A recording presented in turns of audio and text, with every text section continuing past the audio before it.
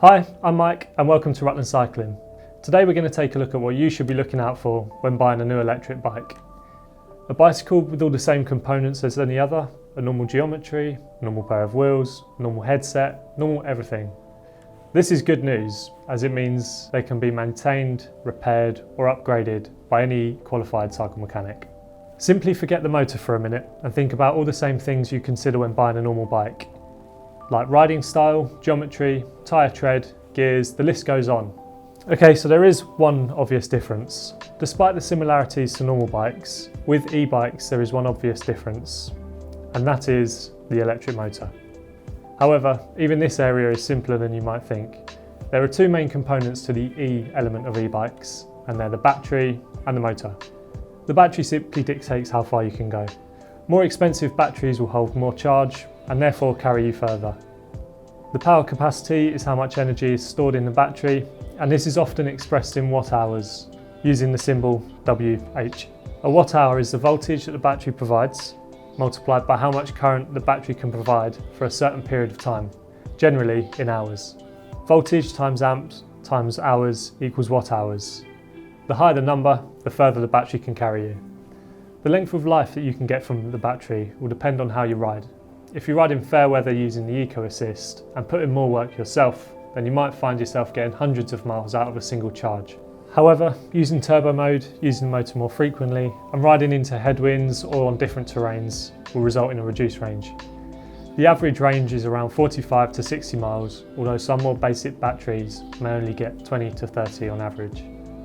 Usually, the battery will take around 3 to 4 hours to fully charge after your ride. The motor controls the torque.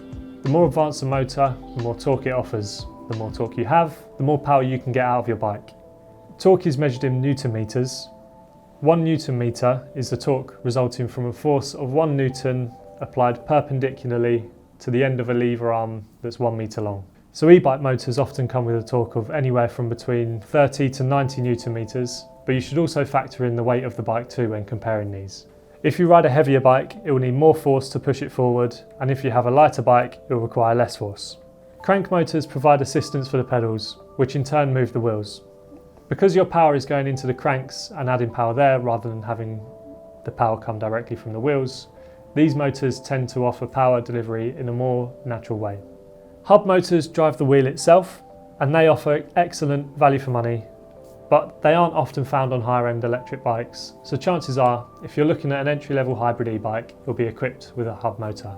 E-bike batteries are made from lithium ion, the same material as is used to power electric cars. You recharge them by plugging them into the socket in the wall, just like a mobile phone.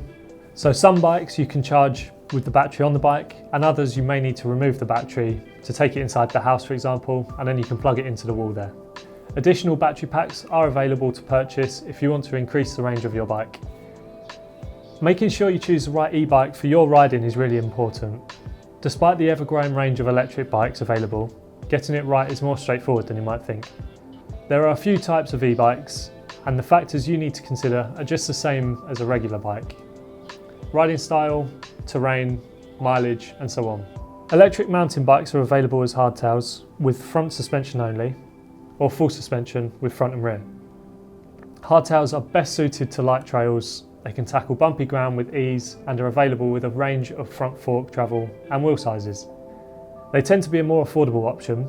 Some commuters opt for a hardtail e-bike, particularly if their journey to work includes some bridleways or muddy paths, or if they want to use their bike at the weekend to explore the local woods and trails.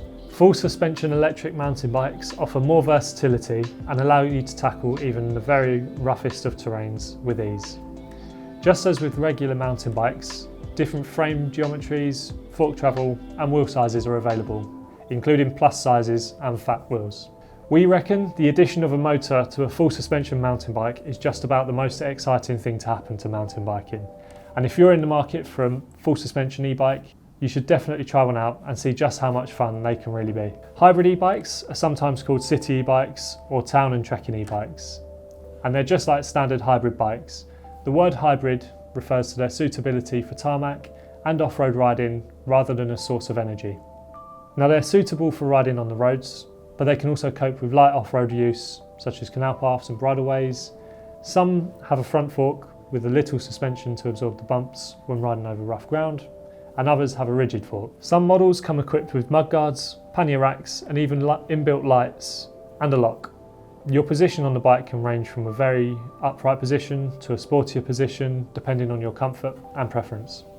Many road bikes also come equipped with motors these days, dropped handlebars, the usual road cycling geometry, and with some extra motor assistance. With pedal assist technology, you can enjoy all the benefits of a regular road bike, but with the assistance of an electric motor to give you a helping hand up the bigger hills or the last few miles home, or even keep up with your mates that might be that little bit fitter and faster than you. Not only that, electric road bikes are incredible pieces of kit if you're coming back from an injury or for health reasons that mean you can't push yourself as much as you used to out on the road. So hopefully that's made the process of finding the right bike for you that little bit easier. If you'd like some more help or advice, or would like to speak to a member of our team, get in touch using the contact details down below.